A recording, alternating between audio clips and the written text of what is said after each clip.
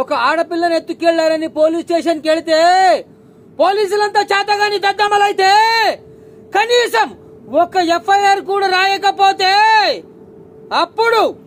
అప్పుడు military enter అయ్యింది. ఒక్కసారి మిలిటరీ ఎంటర్ అయితే నో రూల్స్, నో పర్మిషన్, కొట్టాలా వద్దా అని అడగడం ఉండదు, కుమ్మేయడమే.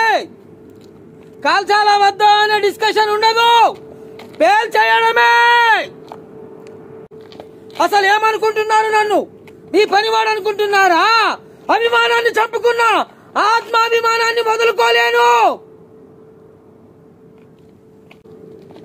మీరిచ్చే డబ్బు, మీరు చేస్తున్న నేరాన్ని నేను మాఫీ చేస్తున్నందుకు మీరిస్తున్న నజరానా